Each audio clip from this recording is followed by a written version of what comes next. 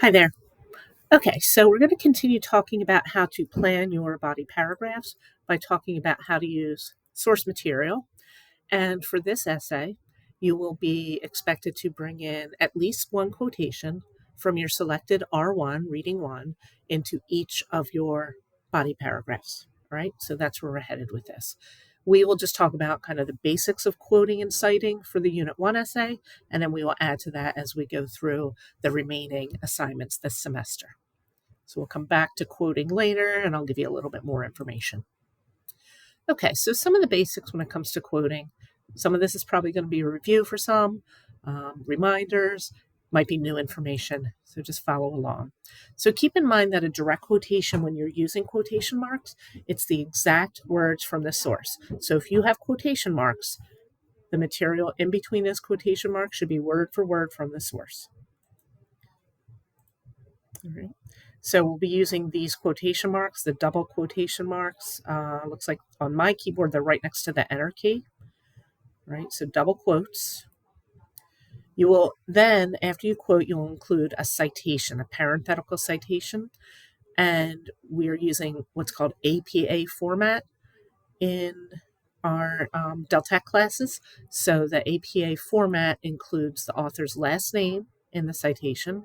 I think some of you have two authors, so you would have the two authors' last names with an and sign in between.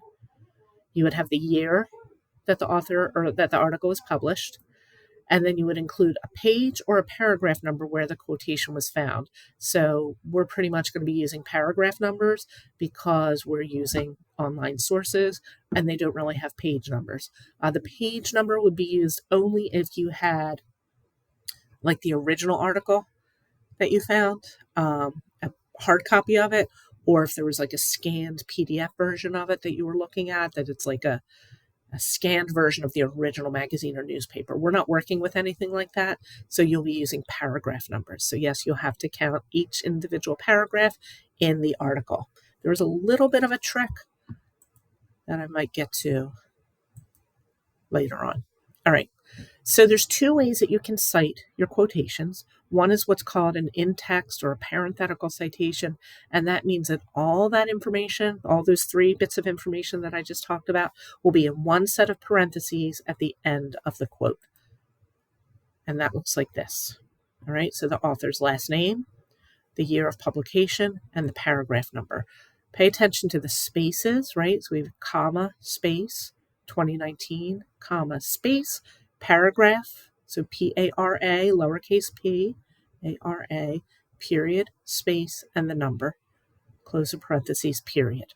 So one of the things that people tend to not get right sometimes with the citations is some of these little minor things like the punctuation and the spacing. So really try to pay close attention to that. Another type of citation is what's called a narrative citation. And this means that the citation becomes part of the sentence that the quote is included in. All right. So when you do that, you'll have the author's last name as part of the sentence. You would put the year in parentheses right after the author's last name. Then you would have your quoted material. And then all you have at the end will be, for our purposes right now, the paragraph number. So that would look like this. Zaki, 2019, writes, and then we have the quote, and then we have para, period, space, 3. Okay? I tend to think the narrative citation works a little bit better for a few reasons. You're usually going to have something leading into the quote anyway, so you might as well have the author's name leading into it. And it just seems to make the ideas flow a little bit more smoothly. And it really shows, especially when we start getting into paraphrasing, which we're not doing yet, it really shows where the information from the source begins and where it ends. So narrative citations tend to work a little bit better, but parenthetical citations or in-text citations, in-text, T-E-X-T, citations are just as correct, and they can work in some situations as well. I was going to say for the planner, the outline, it might just be easier to do this because you're not really writing the sentences yet that the quote will be part of. So it might be easier on the planner to just do this citation. And then when you start putting the paper together, you might switch some of them to a narrative citation. A couple other variations that you might run across. Now, all of the articles we're using for R1, if I remember correctly, have authors' names. If you didn't have an author's name, you would use a few words from the title. If you didn't have a date for your article, first of all, I would question why you're using it if you don't know when it was published. But if you have an article that you know is still a good one and it just doesn't happen to have a publication date, you would use the abbreviation ND. So here's what I was going to mention about the paragraph number. Some of the articles that we're using, I think 3 of the 4 articles we're using, if I remember correctly, have section headings. So that means that you could count the paragraphs in each of the sections and do a citation like this: Davis, 2019, the first word of the section heading in quotation marks, the word section, and then the paragraph number in that section. So it's just another variation, and it helps you to not have to count all the paragraphs in the whole article. You can just count the paragraphs in the section if you're working with an article that has section headings in it. Another thing that happens a lot that students ask quite a bit is what happens if your author quotes someone else? Who do you include in the citation? So the name in the citation will always be the author who wrote the article that you're reading. All right, that's always what's going to happen. You're always citing the author of the source that you're reading. But sometimes what happens is the author quotes somebody else, and you might want to include that quote because you just think it's important to have that other person's voice in your essay. So what you would do is what's called an indirect citation. So one thing you will do is if you have the main quote from your author, and then within that is a quote from somebody else, when you have quoted material within other quoted material, you would switch to single quotation marks. The other thing that you would do is use what's called an indirect citation, and you would do as cited in, and then you would include the rest of the citation material. So let me show you what that would look like. Emily Zurich Smalls, so here's where the quote from Malisic starts. Engagement helped her to realize that her, and then he quoted Emily Zurich Small, thoughts and opinions matter. All right. So this material here comes from Malisic. This material here is what he's quoting from Emily Zurich Small. Okay. So notice that there's single quotation marks around thoughts and opinions matter because that's the quote within the quote. And then we have the double quotation marks around the whole thing, which sometimes looks a little odd to students because you'll end up with 3 quotation marks at the end, the single quotes for this one, the double quotes for this one, right? And then what we have in the citation are the words as cited in, and then Malisic 2023, paragraph 4.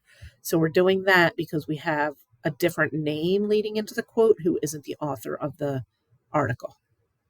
All right.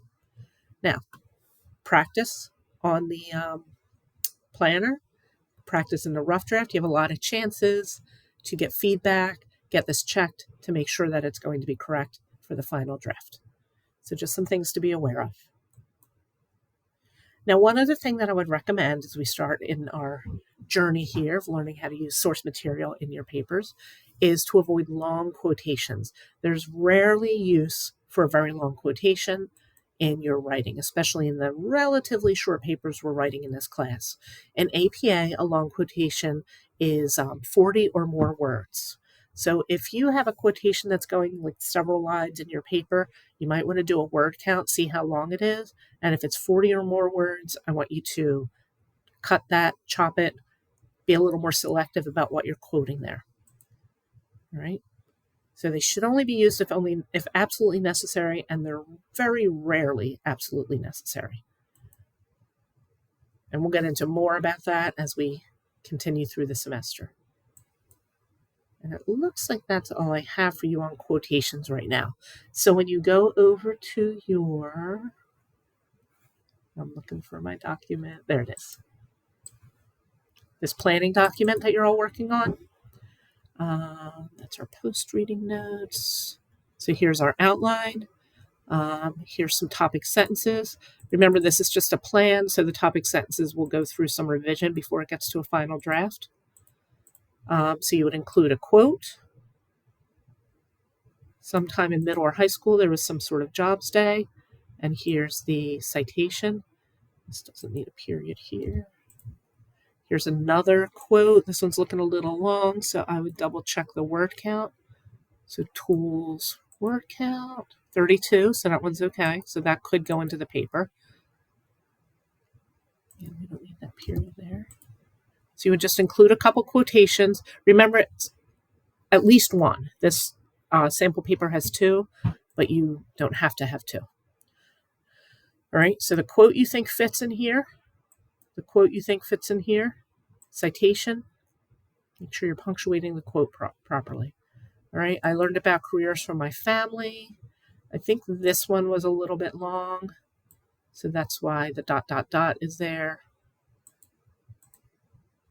to get it under 40, so it's 39.